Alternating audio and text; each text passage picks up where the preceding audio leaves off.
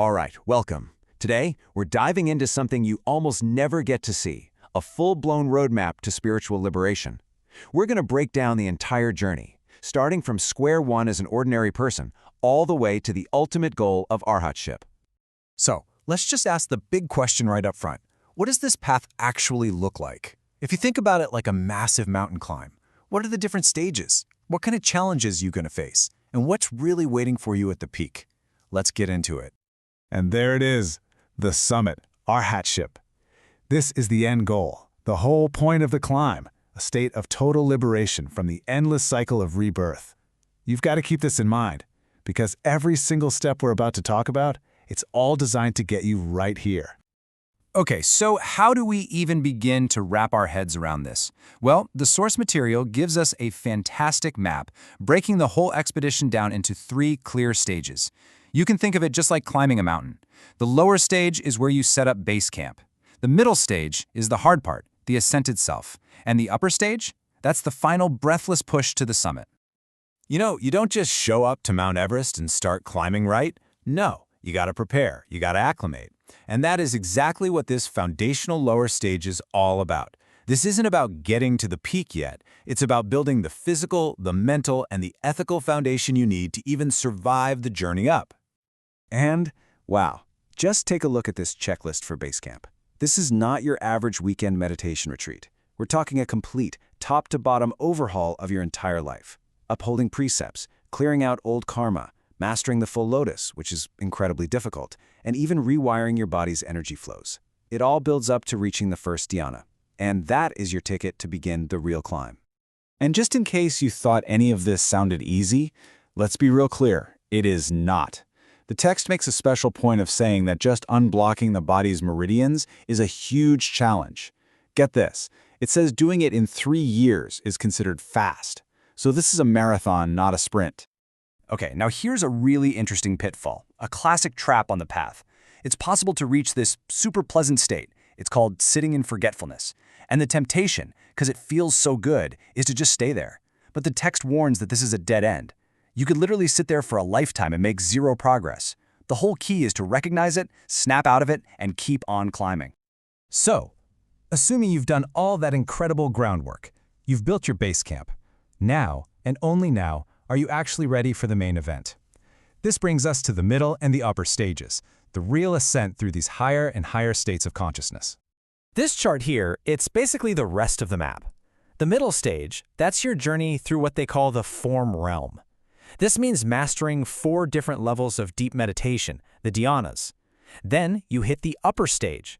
This is the thin air, the final push, moving beyond form into the formless realms, which are these states of pure consciousness, taking you all the way to the summit of arhatship. And here is something absolutely crucial. That final part of the climb, you can't do it alone. It's just not possible. The source material is completely emphatic about this. To get through the upper stage, you need direct mind-to-mind guidance from someone who has already made it to the summit. You're not going to find this in a book. Okay, so this all probably has you wondering, right? If this incredible map exists, why isn't everybody talking about it? Why is this kind of knowledge so incredibly rare? Well, the answer is just as profound as the path itself.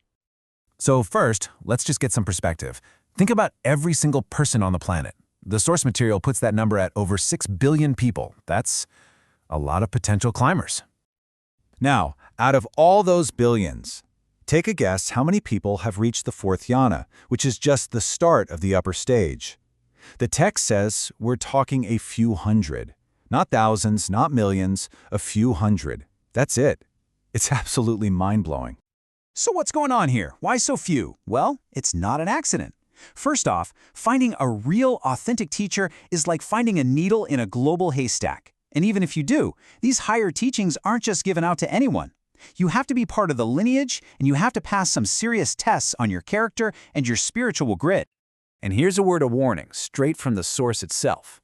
Don't even bother trying to Google your way to enlightenment. The text is blunt about it. It says, if you search online for this stuff, most of what you'll find is just nonsense. That just shows you how vital a real guide is. So, that leads to a pretty fascinating thought. Why are you hearing this right now? If this information is so rare and so closely guarded, what does it mean that you happen to be seeing this map? According to the source, it is definitely not a coincidence. It all comes down to something called karmic merit. The idea here is that you don't just stumble upon teachings like this by accident. It's the result of, well, a lot of blessings and good things that you've accumulated in past lives. So the very fact that you have access to this map is considered a huge spiritual privilege. I really love the way the author puts this. It's such a great analogy. They say you should think of this opportunity like a final clearance sale. You know, right before a store closes its doors for good. It creates this powerful sense of a rare, limited-time chance. Except, this isn't even a sale. It's being given away for free.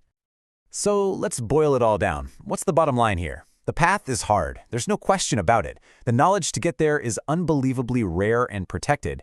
But, and this is the amazing part, for those who get the chance to see it, the map itself, well, the map is crystal clear. And that really just leaves one final thought, doesn't it? We've just walked through the entire map, from the base camp, through the tough ascent, all the way to the summit. So now that you've been given the map, the only question left is, what are you going to do with it?